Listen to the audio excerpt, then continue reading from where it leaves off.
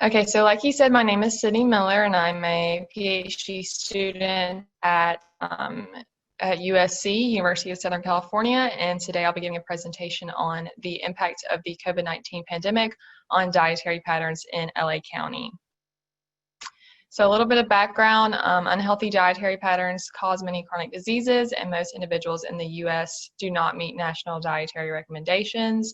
The COVID-19 pandemic is likely to have caused changes in people's diets due to many social and economic changes, especially for individuals living in Los Angeles County. So LA County has been an area in the US that's been especially hard hit. So not only have we had high rates of cases, but also some of the more strict and long-standing social distancing and stay-at-home guidelines. So that's caused just a lot of disruptions in daily lives, such as people working from home, schools being closed, food pantries being closed, individuals experiencing job loss, things like that. Studies outside of the US suggest that diets have changed since the start of the COVID-19 pandemic, with evidence of both unhealthy and healthy shifts. But some gaps of these previous studies are that many of them have not looked at population level data, and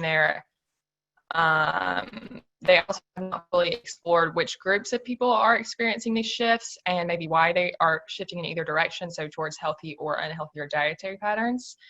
And there also has been no studies focusing on areas within the US. So the aim of this study is to assess dietary shifts in a representative sample of households in LA County and to identify the social and economic factors that may be driving these shifts. So our analyses focus on the subset of LA County residents of the UAS sample, so that ends up being 1,071 individuals. For our outcome, we're looking at diet changes, which was assessed in July, and respondents were asked, since LA County's stay-at-home orders started in March 2020, have you been eating different types of foods? And they could respond as, yes, I'm eating healthier foods than before, yes, I'm eating less healthy food than before, or no, I am not eating different types of foods than before. Some predictors and covariates we looked at, so demographics, age, race and ethnicity, employment, income, and household size. And these are all assessed every 3 months, and we use the most recent measure. We also look at social network size, food insecurity, challenges getting food due to no transportation or due to store closures and limited hours. And we look at whether or not someone is low income and low food access. So that's defined as someone who has an income less than 200% of the federal poverty level and lives more than half a mile from a grocery store or healthy food outlet. We also use multinomial logistic regression to test these associations, and we weight this analysis using the weights from the July survey waves, since that's when our outcome was measured. So some results: over half of LA County residents reported changes in diet since the start of the COVID-19 pandemic. 28.3% of individuals had made healthy changes, while 24.8% had made unhealthy changes. So it's just a slight majority had made healthy changes instead of unhealthy. Individuals who had a larger social network, who were not low income with low food access or identified as Hispanic or non-Hispanic Black, were more likely to make healthy changes. And you can see over here, so Hispanics compared to non-Hispanic whites had a 2.1 higher odds for healthy changes. Non-Hispanic Blacks had 1.7 odds.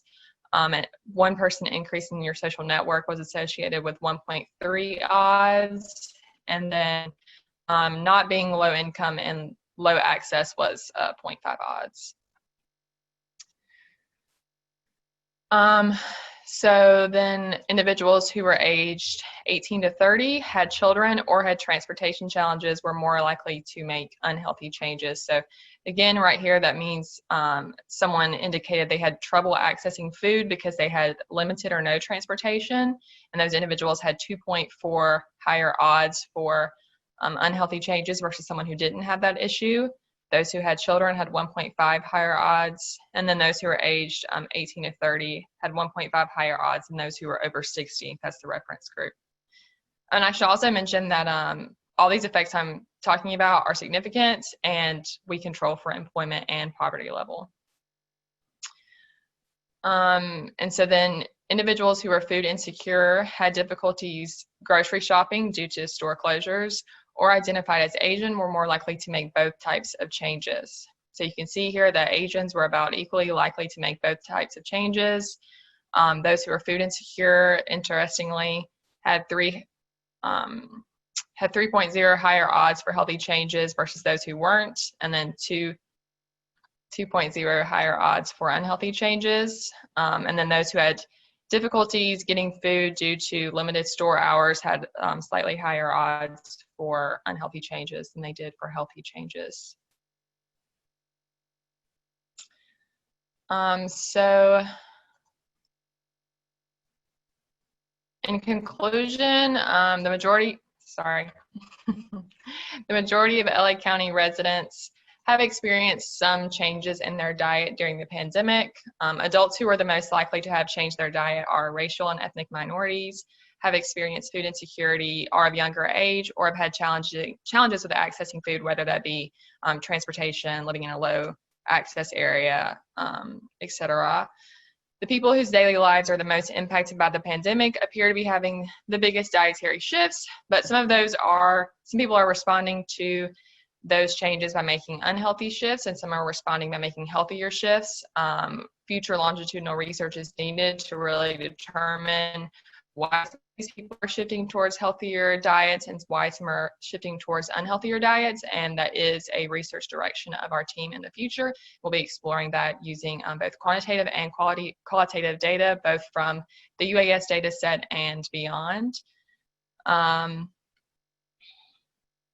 But thank you all so much for listening. If you have any questions, please let me know. And you can also reach me at my email address here if anything comes up in the future.